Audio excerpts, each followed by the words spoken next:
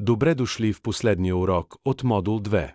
В тази сесия ще разгледаме как да разширявате своята комуникационна мрежа, както онлайн, така и наживо. Това е ключово предприемаческо умение, което ви помага да развивате бизнеса си, да откривате нови възможности и да изграждате трайни партньорства. Независимо дали използвате имейли, социални мрежи или приложения за съобщения, начинът, по който се свързвате и комуникирате, може да отвори нови врати към успеха. В предприемачеството комуникационната мрежа е повече от списък с контакти.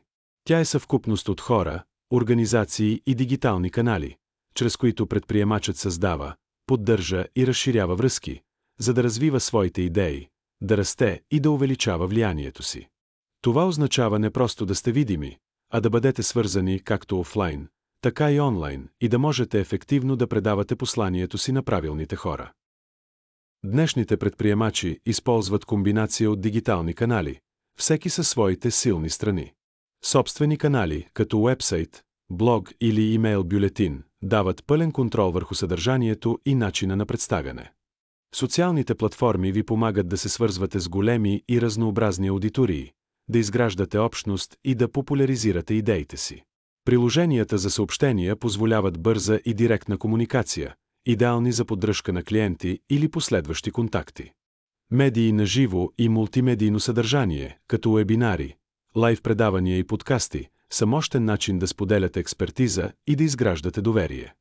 Една умна комуникационна стратегия комбинира тези инструменти, за да направи вашия глас чут и да помогне мрежата ви да расте. За да развивате комуникационната си мрежа в съвременния свят, са нужни дигитални умения. Те ви помагат да бъдете видими, ефективни и професионални в начина, по който представяте себе си и идеите си. Нека разгледаме 4 основни категории дигитални умения. Базови умения, като работа с уебсайтове, смартфони, имейл комуникация и търсене на информация онлайн. Това са основите на дигиталната грамотност. Онлайн комуникация, включително видеоразговори, чат-приложения и колаборативни платформи, които ви свързват с партньори, екипи и клиенти, независимо къде се намират. Създаване на съдържание, в това число, умения за създаване на визуални постове, видеа, блог статии. Използването на инструменти като Canva и приложения за планиране на активността в социалните мрежи правят този процес подостъпен от всякога.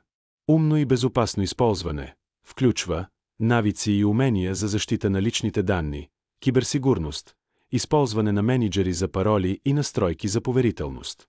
Колкото по-добри са вашите дигитални умения, толкова по-уверени и по-свързани ще сте като предприемачи. Не всичко се случва онлайн. За да изградите силна предприемаческа мрежа, трябва да се свързвате и лично с хората. Нетуъркинг на живо, събития, срещи и конференции изграждат доверие бързо и ви правят по-запомнящи се. Професионални срещи с инвеститори, клиенти или партньори са възможност ясно да изразите своята мисия и стойност.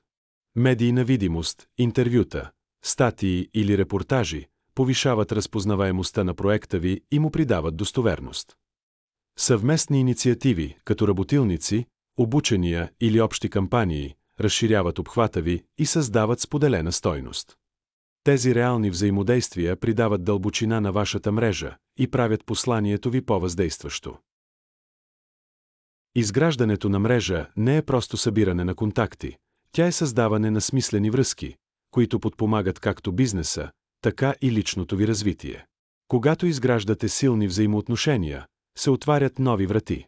Срещате хора, които могат да станат ваши сътрудници, клиенти, партньори или ментори. Една надеждна мрежа може да ви помогне да разпространявате идеите си, да тествате концепции, да достигнете финансиране или ресурси, които иначе биха били недостъпни. Работи и в обратната посока. Вие също ставате част от нечия подкрепяща система. Този обмен на идеи, възможности и взаимна подкрепа прави предприемаческия път по-устойчив, по-малко самотен и по-пълноценен. В крайна сметка, добрата мрежа не е спасителна мрежа, тя е стартова площадка. През 2003 година предприемачът Рийд Хофман стартира LinkedIn, за да помогне на професионалисти да се свързват. Той разбира силата на така наречения мрежов ефект, всяка нова връзка добавя стойност за цялата система. Като съчетава дигитална технология с реални човешки нужди, LinkedIn се превръща в глобална платформа с над 1 милиард потребители. Хофман доказва, че стратегическото и осъзнато изграждане на мрежи може да достигне световен мащаб и че в основата на всеки бизнес стоят отношенията между хората. Още един чудесен пример идва от България. Предприемачът Светлин Наков съосновава SoftUni, водеща академия за технологично образование. Той не просто изгражда училище, той създава общност. Чрез партньорства с IT компании, активно присъствие в социалните мрежи и събития, SoftUni се превръща в комуникационен център, който свързва студенти, ментори и работодатели. Тази активна мрежа помага на хиляди хора да навлязат в технологичния сектор и да станат част от ново поколение професионалисти. Това е пример как стратегическата комуникация и партньорства могат да създадат реална социална и икономическа промяна. В обобщение, бизнесът може да расте само дотолкова, доколкото достига комуникацията му. В съвременния свят ефективната комуникация, особено чрез модерни дигитални канали, е ключова за устойчивост, видимост и адаптивност. С напредъка на технологиите дигиталните умения вече не са избор, а врата към нови пазари, партньори и възможности. Когато овладеете комуникационните инструменти и достигате до разнообразни аудитории, вие увеличавате потенциала си и оставате крачка напред в постоянно променящата се среда. Благодарим, че завършихте модул 2. Сега сте по-подготвени да сътрудничите, комуникирате и растете като предприемачи. Преди да преминете към следващия модул, моля, попълнете краткия тест, за да проверите знанията си. Успех и продължавайте да изграждате своята мрежа.